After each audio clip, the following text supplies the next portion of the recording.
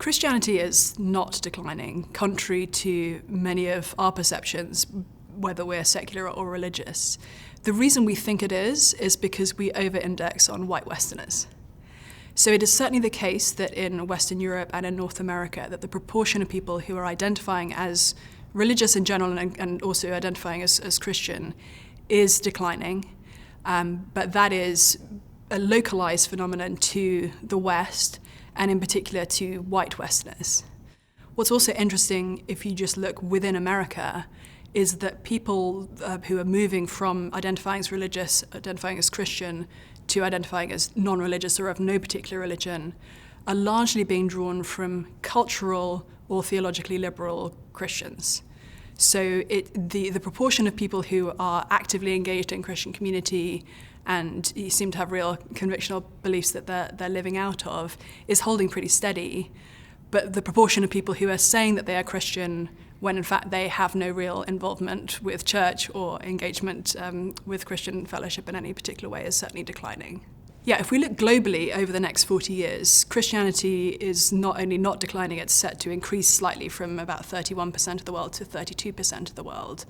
But the center of gravity for Christianity is shifting away from the West. So it seems that by 2060, 40% of all Christians will live in sub-Saharan Africa. And China could be a majority Christian country at that point with far more Christians than the US. It's interesting for me, even as I look at my own community. So I live in Cambridge, Massachusetts, and the church that we are part of is majority white, but has a significant proportion of people of color from America and also immigrants from other places around the world. The same church building hosts two other churches, one Haitian and one Nepalese.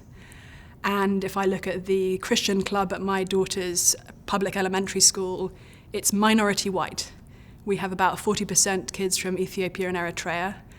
We have Chinese Americans, we have Korean Americans, we have Costa Rican Americans, we have immigrants from other parts of the world. And the underrepresented demographic is white Americans in that group. If I look at the community group my husband and I host, it is also minority white. In our last meeting we had 16 members present. We represented 8 different countries, 4 different continents, and I think we had a total of 4 white Americans. So the irony, as I talk to my secular friends who believe deeply in racial diversity, is that they think that pursuing racial diversity means walking away from Christianity, when in fact Christianity is the greatest movement for racial diversity in all of history.